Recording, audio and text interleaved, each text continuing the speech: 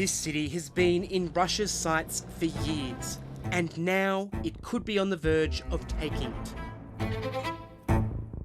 Russian forces are advancing deeper into Pokrovsk, even rolling in on motorbikes. Ukraine says 300 Russian soldiers are now inside the city. But why do they want Pokrovsk? And what would its fall mean for the future of the war? To understand Pokrovsk, you have to understand its economy and geography.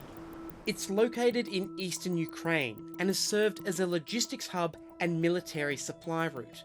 It was once key to Ukraine's steel industry, with the country's only coking coal mine just 10 kilometres away. This is a big industrial region, there's also coal mining there and so on, but a lot of this of course has been destroyed now. Pokrovsk is in the Donetsk region.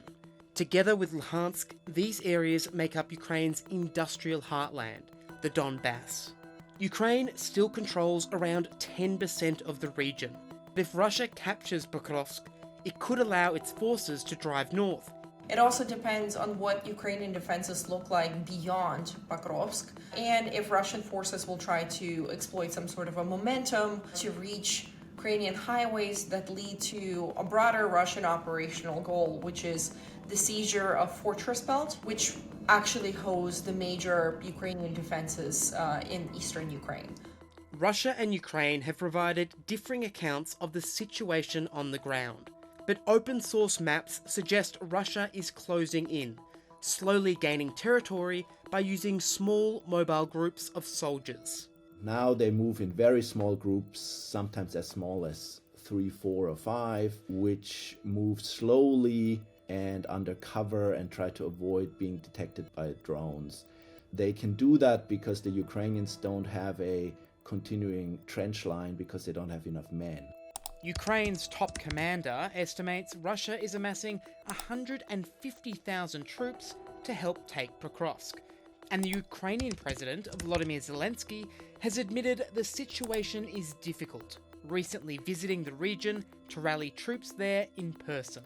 Militarily, it's important for Ukraine because they've built a strong fortification belt throughout this region. Giving that up would mean they would have to re-establish something similar in less geographically suitable regions, essentially downhill from there.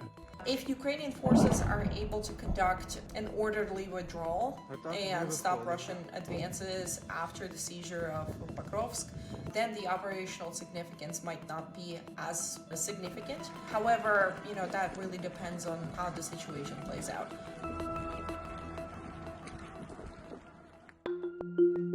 Russia has been trying to take Pokrovsk for more than a year. If it falls, it could have wider implications for Ukraine. It would be the first major urban centre Russia has taken since Avdiivka in early 2024. And its capture could bolster Moscow's bargaining power in any potential peace negotiation. One of the key narratives that Russia pushes to Western decision makers is that Russia is going to inevitably win on the battlefield, and that it's a smarter approach for Western capitals to just betray Ukraine at this time before quote-unquote escalation happens. This is of course not what we see on the battlefields, because it took Russians over a year, more than a year, right, to reach Pokrovsk and now try to seize it fully. US President Donald Trump had promised a speedy resolution to the conflict, but hasn't achieved a breakthrough. He previously suggested giving Russia all of the territory it's already seized in the Donbass. What I say is they should stop right now at the battle lines. Go home, stop killing people, and be done.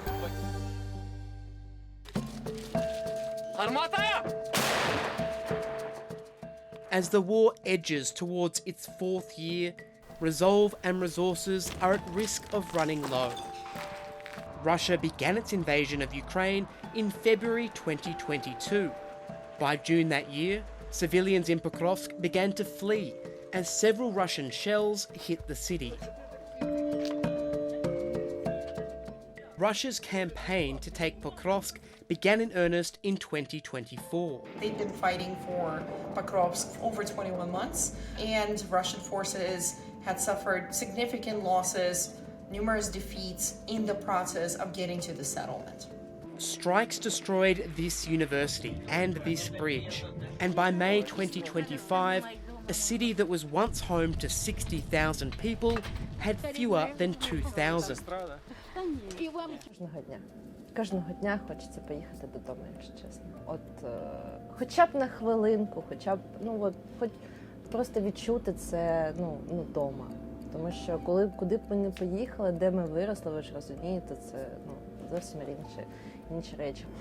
Словами я явно це не передам, тому що, це, мабуть, біль за людей, за домівки. По-перше, звісно ж, за людей. Тобто вони ще там залишаються і мирні жителі. Десь, мабуть, образа якась, чому так? Для чого взагалі ця війна?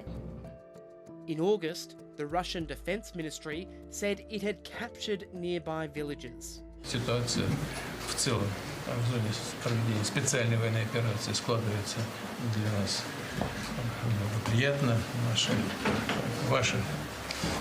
Ваши товарищи боевые на всех участках идут вперед, действуют активно.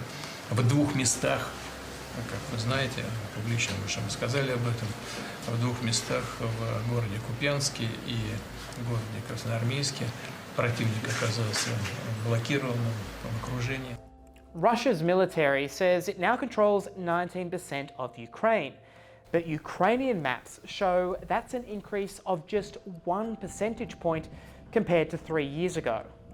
The Center for Strategic and International Studies estimates that Russia has suffered 1 million casualties, while Ukraine has suffered close to 400,000. And a recent UN report said there has been 53,000 civilian casualties, including 14,500 deaths. Ukraine has rushed to strengthen its position in Pokrovsk in recent weeks, but it's under enormous pressure. The most likely scenario at the moment is that this is going to grind on for quite a while in the way it's been grinding on. And, Russia will continue to take little bits and pieces at great cost, but not win the war. But the Ukrainians also will find it very difficult to win the war.